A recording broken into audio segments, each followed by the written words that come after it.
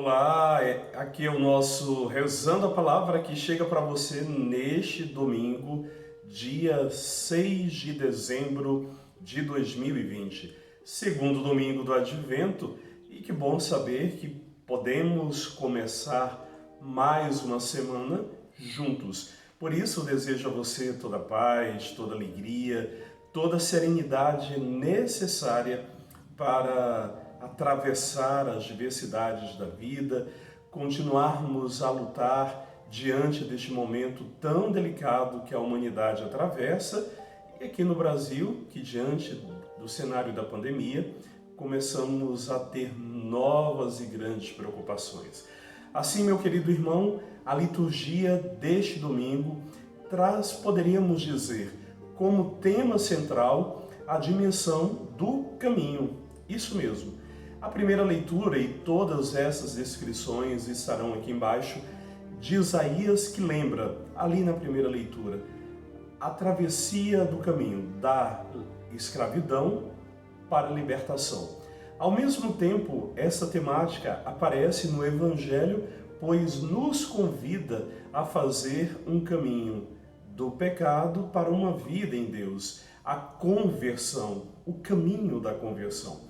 E por fim, a terceira leitura bonita da carta de Pedro vai dizer da importância deste caminhar em direção a Deus, em direção ao Messias, no nosso encontro definitivo. Caminho esse que vai sendo construído na confirmação de que Jesus é o Senhor. Assim, neste domingo, convido você a realmente reservar um tempo, leia todos os textos que nos são propostos, faça a tua meditação. E é bonito porque a partir da primeira leitura, usando toda uma simbologia, o texto de Isaías apresenta um povo que sofreu, um povo marcado pela exploração do exílio e que agora recebe uma garantia de que a tão sonhada libertação se aproxima. Mas para fazer e alcançar essa libertação garantida por Deus, o povo precisa colocar-se a caminho em direção a Jerusalém, a sua própria terra. E aí vem algo muito interessante.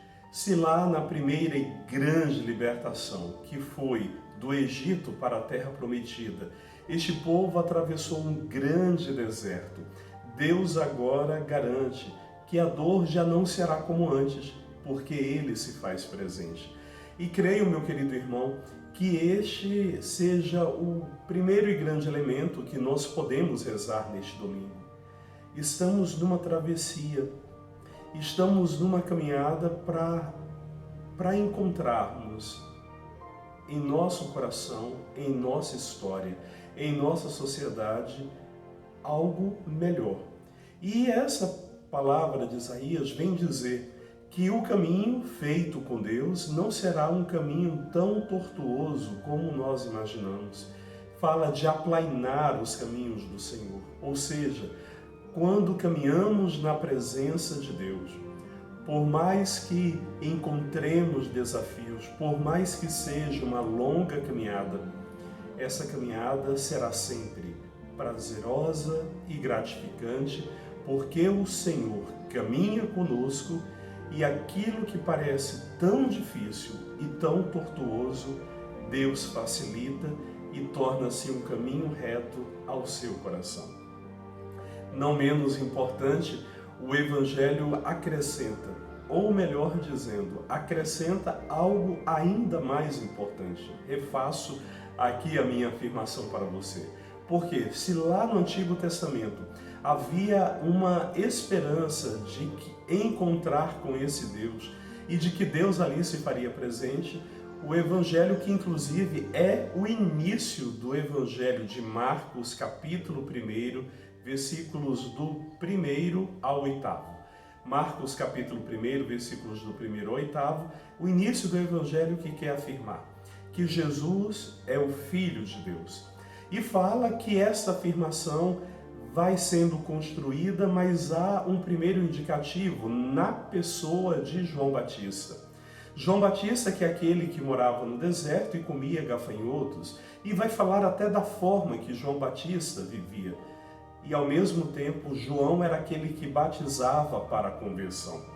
O evangelista Marcos traz para nós, neste detalhamento da figura de João Batista, uma representação, primeiro, dos antigos profetas, para dizer que ali está se encerrando um tempo antigo e um novo tempo que se inaugura com aquele que há de vir. Mas, ao mesmo tempo, João Batista, pela sua forma de comer, quer dizer, os poderes econômicos que ali prevaleciam e os poderes econômicos de todos os tempos, inclusive para os nossos, não respondem às necessidades do povo. As vestes simples de João Batista também remetem à simplicidade do nosso povo, sobretudo do povo mais sofrido, que espera encontrar com o Senhor para que um novo tempo aconteça. E aí vem exatamente a garantia de que Jesus é este que restabelece tudo que foi perdido. Se João Batista representa aqui o antigo, Jesus representa o novo, pois diz que ele batizará no Espírito. E essa informação é importante, queridos, pois o Espírito Santo que nos é dado por Jesus não é simplesmente um Espírito como muitos imaginam, para conseguirem dons extraordinários. Não, pelo contrário. O Espírito é aquele que vem para dar condições de entender o querer de Jesus e nos fortalecer nessa grande e permanente travessia.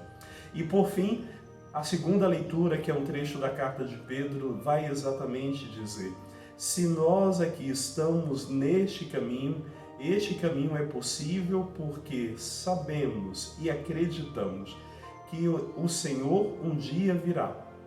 E nessa vinda definitiva a todos nós, eis que todas as coisas serão restauradas. Por isso a segunda leitura nos aponta para onde nós vamos. Nós vamos para a certeza de que acontecerão um novo céu e uma nova terra.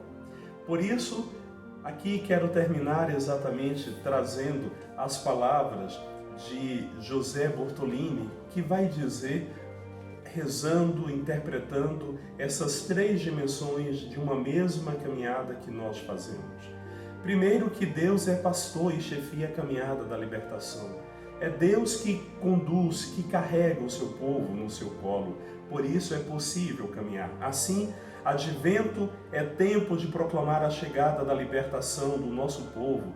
Preparar o caminho do Senhor é ajudar o povo a ter liberdade e vida. O texto de Isaías sugere que se faça uma caminhada, uma espécie de procissão que deve ser a nossa vida, em que estejam presentes os anseios da vida do nosso povo, e aí com um cuidado especial aos fracos e às fontes da vida. Preparar o caminho do Senhor. O batismo de João, sinal de conversão e adesão à boa notícia trazida por Jesus, precisa hoje ser substituído por outros sinais. Sugere-se apresentar coisas da vida do povo que denunciam a situação de opressão e são forte apelo à conversão. E aí uma pergunta: não seria esse um modo interessante de preparar o caminho do Senhor?